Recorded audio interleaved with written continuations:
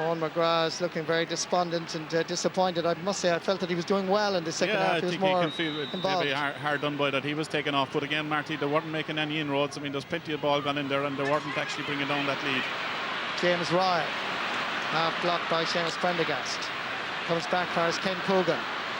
Waterford have it once more. Brian Phelan needs to make a bit of space for himself. To James Murray from Tallow. Dropping it in high. Paul Flynn has to go back after this. Still Paul Flynn. He's in a good scoring position here in terms he's near goal, but it's a terrible cross. And there's nobody really in there anyway. And sent back down towards Henry Shefflin. Oh, what skill, what stick work. The wrists that Henry Shefflin have. Beautiful hands. Laying it off. There's Martin Comerford. He's going nowhere there. Kilkenny is the other way. Back fires Derek Lane. And that is going to the left and wide. But Shefflin, for such a big man, his stick work is just superb. That's the beauty of a game of hurling, Marty. Skill. Remember, tonight you can see highlights of this match, and of course, Fermanagh against Armagh, Tyrone and Mayo yesterday, all on the Sunday game. Dan Shanahan is furious with the referee with that decision. I think it's very harsh there, Marty. I mean, it's 50-50 situation. I think these little breaks are going Kilkenny's way at this stage of the game. One or two frees maybe could have gone Waterford's way, weren't given, and that could be a difference in the end.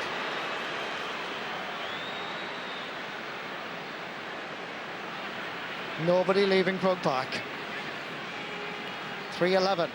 Total of 20 points to Waterford 16. And the problem is, for the indiscipline, then we're talking back to the referee, the ball is being moved forward and it gives the scoring chance to DJ Carey. DJ Carey going to take this inside his own half of the field, just a few centimetres inside the 65.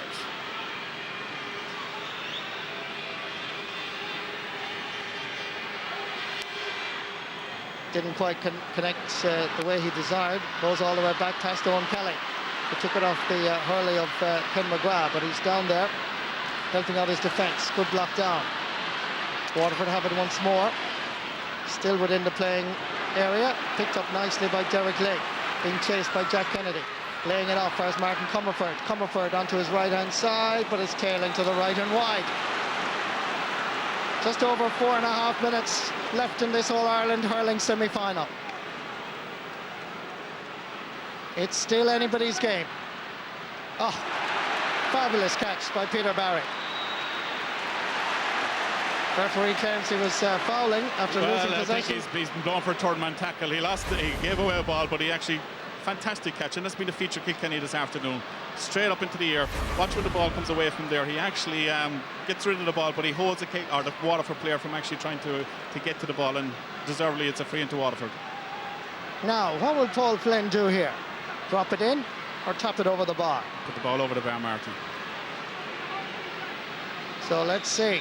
Paul Flynn, 66 minutes, 21 seconds. He hits it, and it's gone over the bar. 13 points for Paul Flynn this afternoon. And if Waterford are still in the All-Ireland series in about 4 or 5 minutes, they can take a lot of credit give a lot of credit to this man. It's a fantastic performance, and it's a pity maybe there doesn't have 1 or 2 more around. They're doing exactly the same as what Paul has done, and to score that amount of scores, or to get that amount of points, is fantastic. Puck out around the middle of the pitch. Here comes Owen Kelly, sending it up Tommy Walsh. Ball comes down. Oh, Michael Campbell, there's a chance here for Waterford. The ball is loose. Can Jack Kennedy get a hurley to it? Kilkenny survive thanks to tremendous defending by JJ Delaney. 2 against 1 there, and Delaney kept his composure. Tommy Walsh is back there to help out his colleague from the half-back line. First to the ball is John Hoyne, half-blocked.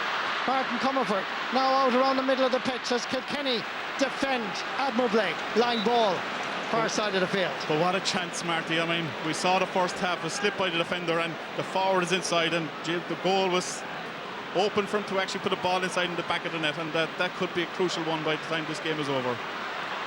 It was the real first goal-scoring opportunity for Waterford after 67 minutes of play.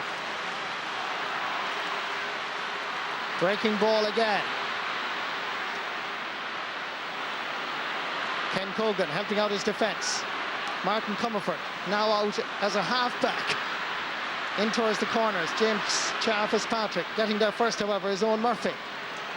Fitzpatrick hooking well, then testing the quality of the jersey. Referee allows play to continue as Waterford go in pursuit of more scores.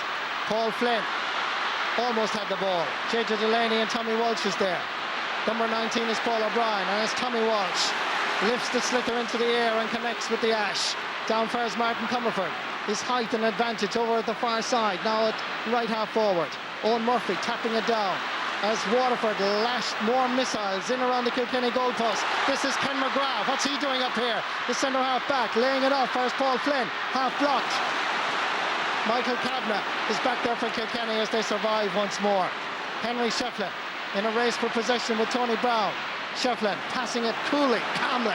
In fires Derek Ling, gives it long. Getting there first, however, is Declan Prendergast. Hand passes it, not with great power. Prendergast is there to pick it up again.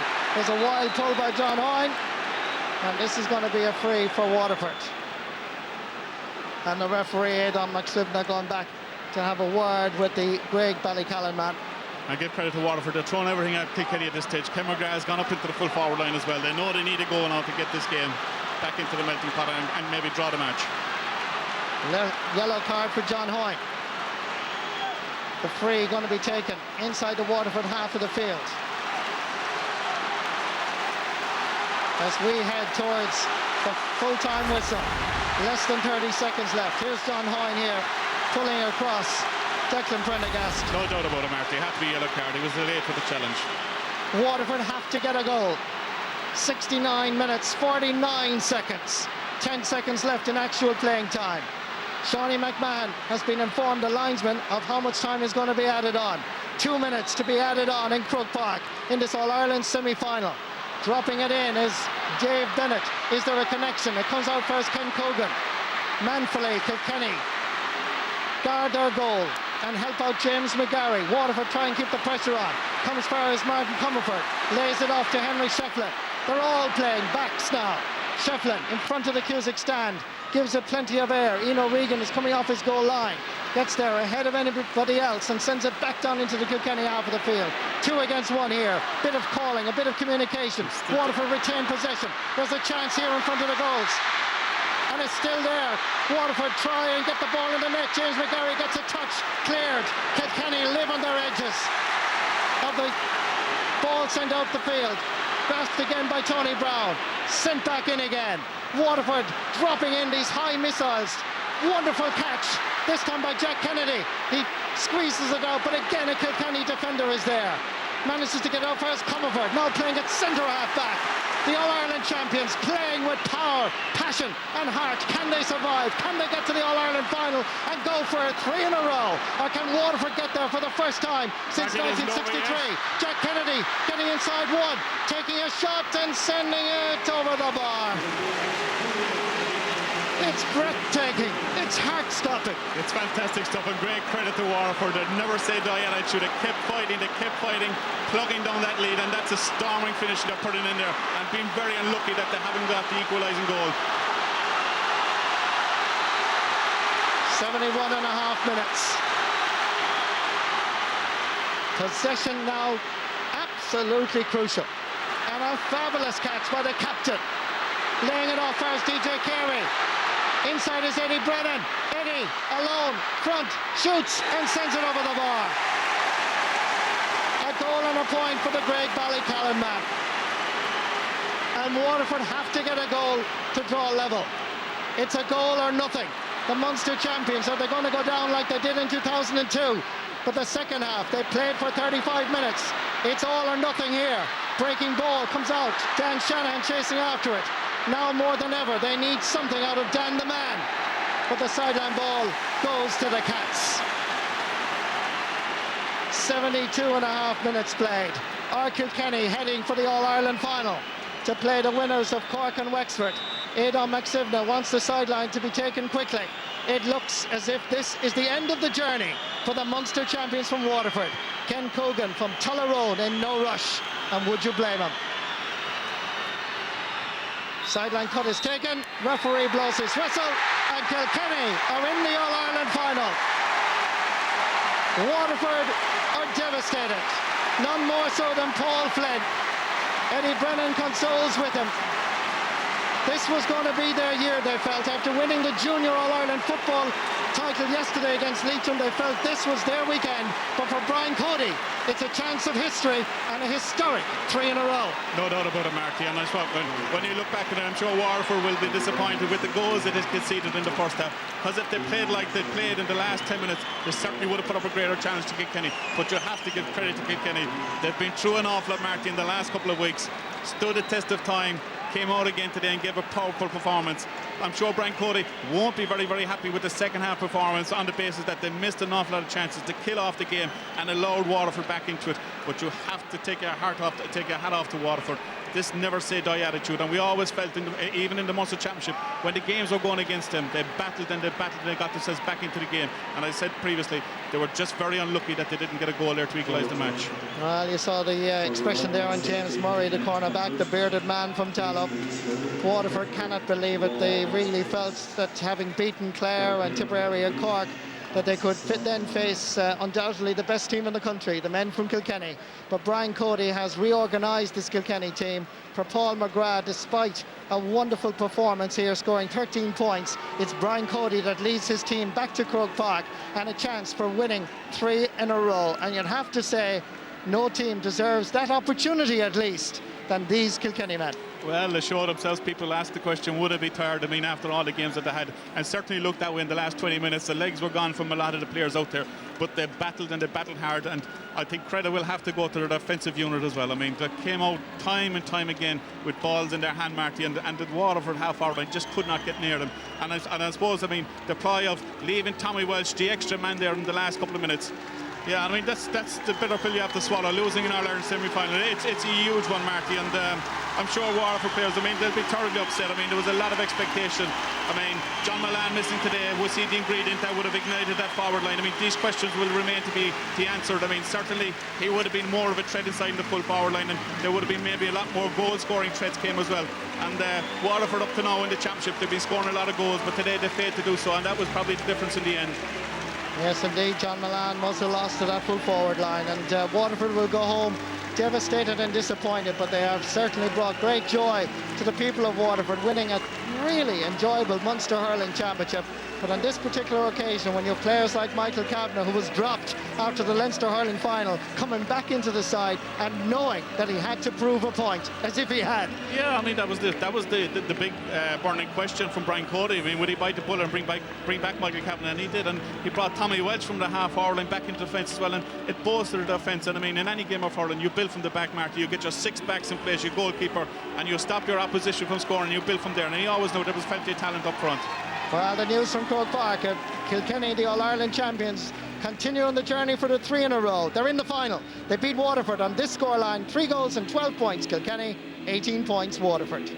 Let's go down to the sideline and Jim Carney. Brian, congratulations to you and your team. We want to talk about your team, but it's hard for me as a neutral to stand here and talk about one team without talking about two, because this was a man's game and the two teams played it like that. Very definitely, Jim. You know, I'm absolutely proud of Kilkenny, obviously. You know, I thought today, I thought our backs were absolutely outstanding. You know, you can say what you like, but I thought they were superb today. And the work rate of our forwards, the midfielders, Ken Coogan, Derry come into the field, James again. It's team, the whole thing. But I agree with you, Waterford were excellent. You know, we got 3 goals. That's worth 9 points. But they kept coming back, plugging away. And you know, they proved all through the year they're a great team. They proved it once again. And you know, it's heartbreaking for them today, but they're going to be back. But again, like, you know, it's only brilliant for us to be in an Ireland final. And fantastic entertainment. And with that, we hand back to Michael.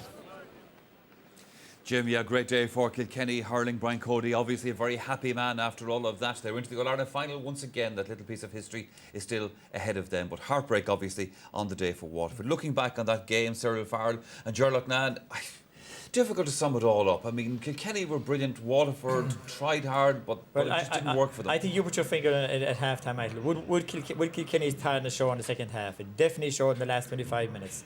They were flat out on their feet. But what comes across of this Kilkenny team again and again is their terrific character. Their refusal to lie down, their refusal to yield, especially their defence. Their defence and midfield were absolutely fantastic in the last 25 minutes. We must compliment Waterford. This wasn't the Waterford of 98 or 2002. This was the new Waterford. They were most unfortunate not to get a draw at least. And the big change, in fairness to Justin McCarthy, was when we put that extra man out at midfield. That's when the game changed. Now, if they did make a mistake, I think they bunched it too much. And Settle said that to me with about 25 minutes ago. I said, why, you said, why are they bunching so much? Yeah, well, you see, the thing is, Kilkenny are they're crafty and they're very good. I talked about their half-back line before the game. Full back line today was fantastic. Now, to be fair to Justin McCarthy, he brought out a third midfielder and it worked. But then Cody came up behind us here, Michael, in front, and he got Tommy Welch as a sweeper. That worked as well, you see. So you're playing... The goals are the winning or losing of the game. Kilkenny got 3 of them. Now, Waterford got a chance to, didn't take it as such. And then they were never really going to win it. Now, they really came into it. Young Kennedy came on, he got 3 points from play. Yeah. Well, this is, I mean, you know, when you look at the scoring stats from this game, Paul Flynn, from a Waterford point of view, obviously dominates the entire thing. Owen Kelly got a point in the first half.